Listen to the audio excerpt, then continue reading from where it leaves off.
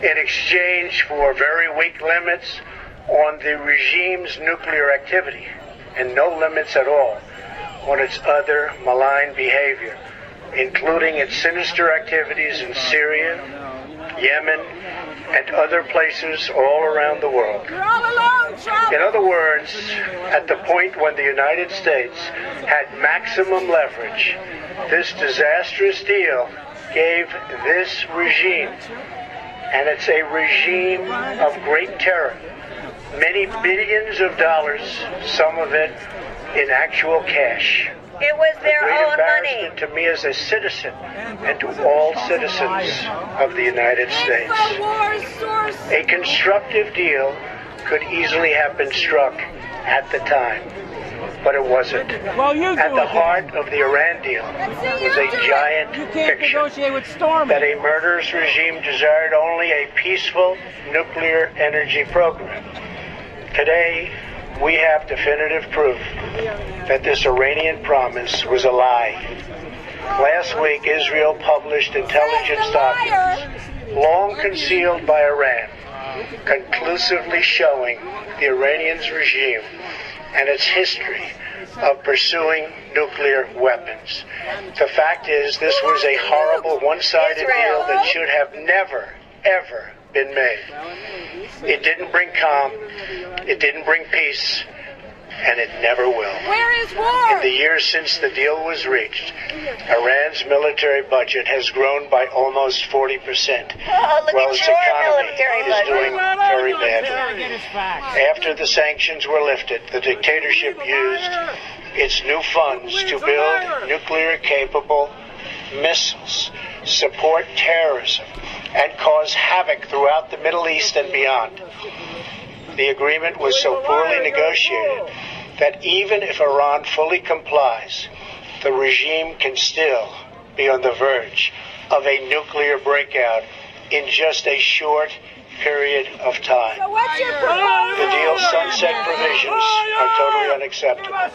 If I allowed this deal to stand, there would soon be a nuclear arms race in the Middle East. Everyone would want their weapons ready.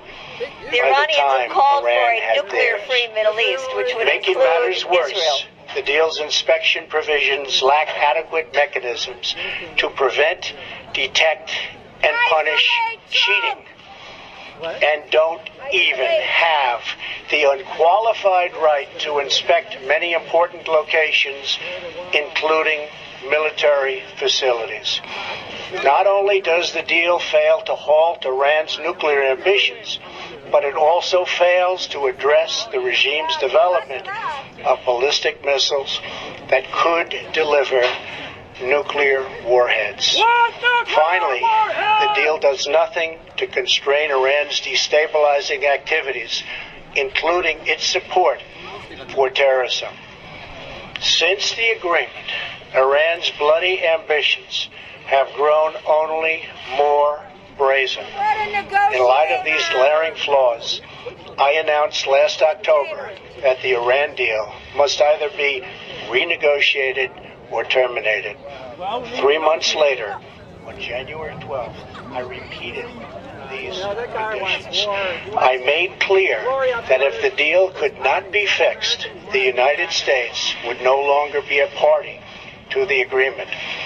Over the past few months, we have engaged extensively with our allies and partners around the world, including France, Germany, and the United Kingdom. And all of them we have also consulted with our friends from across the Middle East. All of them say we are unified in our understanding of the threat and in our conviction that Iran must never acquire a nuclear weapon.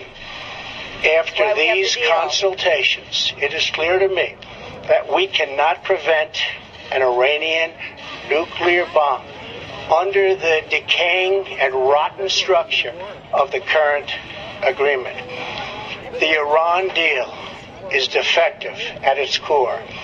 If we do nothing, we know exactly what will happen. In just a short period of time, the world's leading state sponsor of terror will be on the cusp of acquiring the world's most dangerous weapons. Therefore, I am announcing today that the United States will withdraw from the Iran nuclear deal. I will sign the presidential memorandum to begin reinstating U.S. nuclear sanctions on the Iranian regime. We will be instituting the highest level of economic sanction. Any nation that helps Iran in its quest for nuclear weapons could also be strongly sanctioned by the United States. America will not be held hostage to nuclear blackmail. We will not allow American cities to be threatened with destruction. Iran We will not allow a regime that chants death to America to gain access to the most deadly weapons on earth. Today's action sends a critical message. The United States no longer makes empty threats. When I make promises, I keep them. In fact, at this very moment, Secretary Pompeo is on his way to North Korea in preparation for my upcoming meeting with Kim Jong-un. Plans are being made, relationships are building. Hopefully a deal will happen, and with the help of China, South Korea, and Japan, a future of great prosperity and security can be achieved for everyone. As we exit the Iran deal, we will be working with our allies to find a real, comprehensive, and lasting solution to the Iranian nuclear threat. This will include efforts to eliminate the threat of Iran's ballistic missile program, to stop its terrorist activities worldwide, and to block its menacing activity across the Middle East. In the meantime, powerful sanctions will go into full effect. If the regime continues its nuclear aspirations, have bigger problems than it has ever had before. Finally, I want to deliver a message to the long-suffering people of Iran. The people of America stand with you. It has now been almost 40 years since this dictatorship seized power and took a proud nation hostage. Most of Iran's 80 million citizens have sadly never known an Iran that prospered in peace with its neighbors and commanded the admiration of the world. But the future of Iran belongs to its people. They are the rightful heirs to a rich culture and an ancient land, and they deserve a nation that does justice to their dreams, honor to their history, and glory to God. Iran's leaders will naturally say that they refuse to negotiate a new deal. They refuse, and that's fine. I'd probably say the same thing if I was in their position. But the fact is, they are going to want to make a new and lasting deal, one that benefits all of Iran and the Iranian people. When they do, once you do the middle stop, and then we'll get one. Thank you. No one can trust you! Keep them off. great things can happen for the peace and stability that we all want in the Middle East. There has been enough suffering, death, and destruction. That's right. Don't Let bring it on end more. now.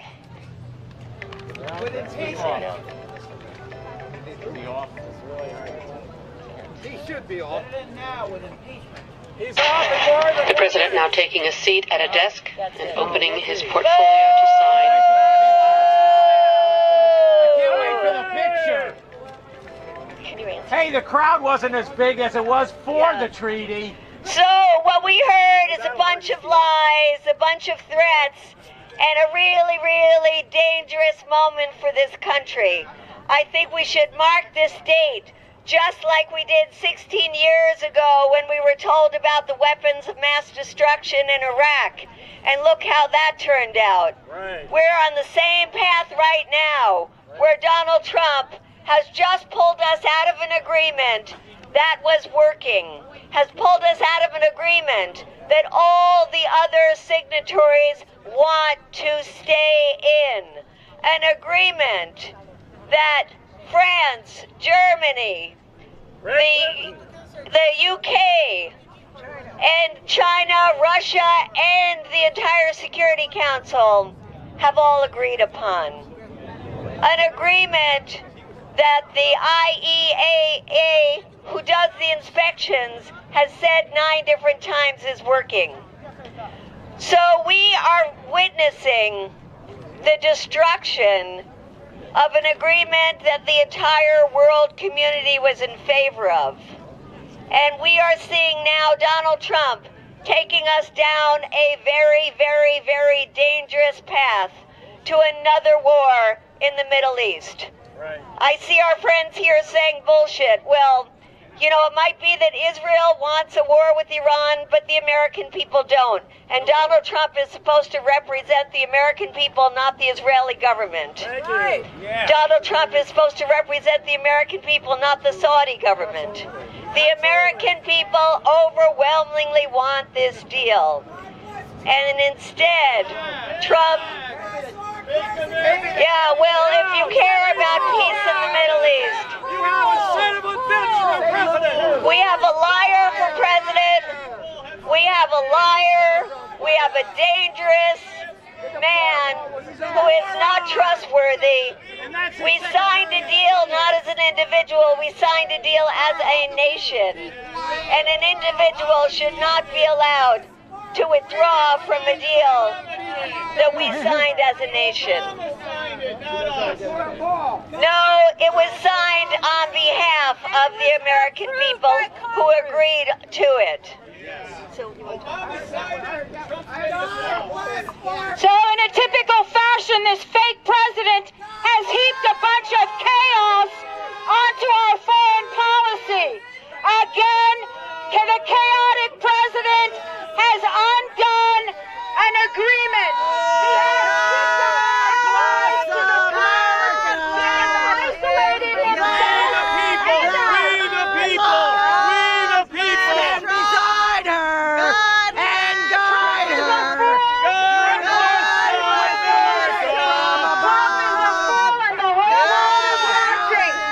Trump just undid our foreign policy, and the whole world is watching. We should be ashamed. Ignorance is not bliss. Willful ignorance is very dangerous. Do you know where Iran is? Do you know where Iran is? Yeah, I do! 34 years! 34 years in the military! I know where Iran is! Let Israel take care of this! Let Israel. Let Israel He take doesn't care of let this! us take Israel. And not the U.S. Let He doesn't Israel let us. take care of this! Netanyahu lied before the Iraq invasion, and he lied again before this decision. Netanyahu is a liar. He is in collusion with Trump to cause war. Number one export in Israel. Israel is a warmongering country, and Israel wants to sell more bombs, just like Trump. Peace through negotiation. You know, Worked real well with Hillary, didn't it? Do I know where Iran is? I spent 34 years in the U.S. military. Damn right I do. I know where Iran is. You asked me if I know where Iran is. You asked me if I know where Iran is. President! Fake president! Fake president! Destroying our foreign policy! Destroying our diplomacy! Israel beat And guide her through the night with the That's what you gotta do, just walk away. Don't walk away!